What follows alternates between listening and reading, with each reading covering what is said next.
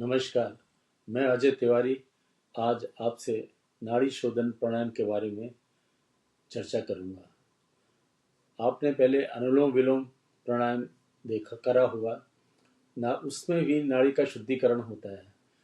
कुछ लोग अनुलोम विलोम प्राणायाम को नाड़ी शोधन प्राणायाम भी कहते हैं, लेकिन नाड़ी शोधन प्राणायाम में की दूसरी फॉर्म ये है कि जब हम इसमें कुंभक का प्रयोग करते हैं तो उसके अंदर, शरीर के अंदर हम हवा भर लेते हैं और उसमें आंतरिक कुंभक में थोड़ा समय जो इनहेलेशन के समय से दुगना होता है, होल्ड करते हैं। और जब हम इसमें एक्सहेल करते हैं तो जो समय की अवधि है वो इनहेलेशन की अवधि से डबल होती है, यानी कि दुगनी होती है।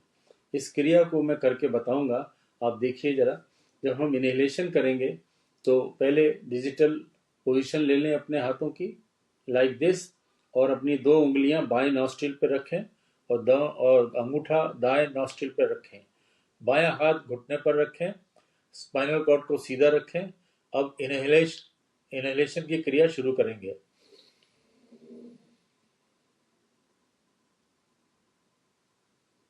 बाएं नासिका को बंद कर देंगे और शरीर के अंदर हवा को रोकेंगे, यानी कि we hold the breath over here.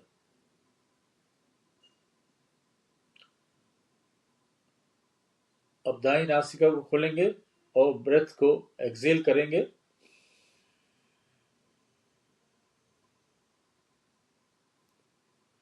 Now this is the half cycle. अब दाएं नासिका से सांस वो लेंगे जिसकी अवधि इनहेलेशन के बराबर होगी। फिर सांसों को होल्ड करेंगे शरीर के अंदर।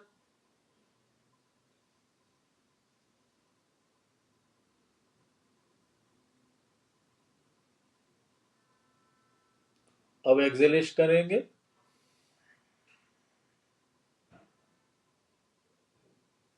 रिलैक्स। हमने क्या किया, बाईं तनासिका से सांस लिया और स्टमक के अंदर इंटरनल रिटेंशन किया, यानी कि अंत्य कुंभक लगाया और सांस को होल्ड करके रखा, जिसकी अवधि इनहेलेशन से डबल हुआ। और उसको होल्ड करने के पश्चात हमने दाएं नासिका से सांस की निकासी करी, लेकिन निकासी करने का समय वो भी डबल है।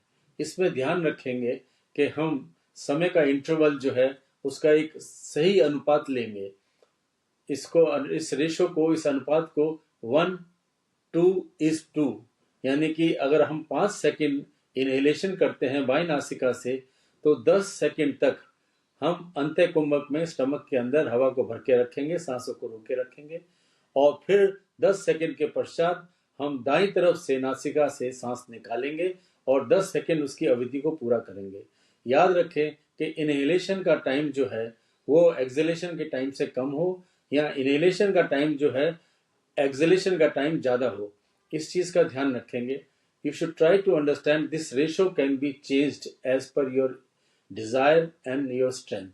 हम इसका अनुपात 1:2 भी रख सकते हैं और 2:4 भी रख सकते हैं, 4:8 भी रख सकते हैं। It depends upon your strength. लेकिन ध्यान रहे कि जब आप सांसों को स्टमक के अंदर रोकेंगे, अंत्य कुंभक में जब हम जाएंगे तो प्रेशर जो है आपका नाड़ियों में ज्यादा थोड़ा माउंट करेगा और आपके नर्वस सिस्टम पर भी उसका प्रभाव पड़ेगा। ये नाड़ी शोधन प्राणायाम जो भी है, इसका जो बेसिक कॉन्सेप्ट ये है कि नाड़ियों के अंदर थोड़ा सा प्रेशर माउंट करना और नाड़ियों का शोधन करना। आप इस प्राणायाम का प्रयोग कंटिन्यूस करें और धीरे धीरे इसकी जो टाइम अवधि है उसको बढ़ाते जाएं। एक दफा ये क्रिया मैं दोबारा करके बताऊंगा और आप इसको देखिए और समझने की कोशिश करिए और इस प्राणायाम को घर में करने का एक समाधान करिए उसको, जिससे आपके नासिका, दोनों नासिकाओं में क्लीनिंगनेस होनी चाहिए। लेकिन कोई भी जब आप प्राणायाम करें तो एक चीज का ध्यान रखें कि हमारी नासिका में जब हम स्वस्थ जीवन बिताते हैं तो एक नासिका चलती है और एक नासिका जो है वो कम चलती है। इसलिए सबसे पहले है कि अपने दोनों हाथों को अपनी नासिका से सांसों को बाहर की तरफ फेंकें, लाइक दिस। आप देखेंगे कि इनमें से एक नासिका ज़्यादा चलेगी और एक नासिका कम चलेगी। इसलिए जो ज़्यादा चलती है नासिका, उस नॉस्ट्रिल को हम क्लोज कर लेंगे लाइक दिस। सपोज बाई नासिका हमारी बिल्कुल क्लीन है और उसमें से ज़्यादा हवा की निकासी हो रही है, इसको आप बंद कर लीजिए और दाई नासिका से सांसों द्वारा इसको क्लीन करिए, नहीं तो पानी से इसको धो लीजिए। आपकी दोनों नासिका पूर्ण रूप से क्लीन होनी चाहिए whenever you do and pranayama. Pranayama करने के लिए नासिकों को क्लीन होना बहुत आवश्यक है। अब नाड़ी शोधन को मैं दोबारा आपको करके बताऊंगा टाइम अवधि के साथ। देखिएगा, स्थिति ले लीजिए, स्पाइनल कॉर्ड को सीधा रखेंगे और बाई नासिका से सांस लेंगे 5 सेकंड तक। 2 3 4 5 क्लोज कर देंगे। 2 3 4 5 6 7 8 9 10 सांस को रिलीज करेंगे। 2 3 4 5 6 7 8 9 10 सांस को लेंगे। 1 2 3 4 5 क्लोज, होल्ड करेंगे। 1 2 3 4 5 6 7 8 9 10 छोड़ेंगे। 1 2 3 4 5 6 7 8 9 10। ये एक साइकिल पूरी हुई। एयर कटिंग साउंड कम से कम आए और इस चीज का ध्यान रखेंगे कि ये रेशो हर एक टाइम अवधि में मेंटेन किया जाएगा, यानी कि एक्सलेशन का टाइम ज्यादा होगा।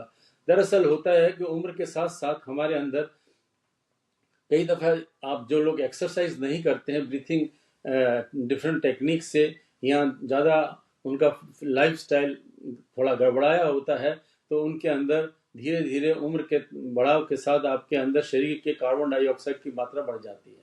जब कार्बन डाइऑक्साइड की मात्रा बढ़ जाती है तो फिर आपको डॉक्टरों की शरण में, हॉस्पिटल्स में जाना पड़ता है, क्योंकि शरीर के अंदर कार्बन डाइऑक्साइड जो है उसका निकलना बहुत ज़रूरी है।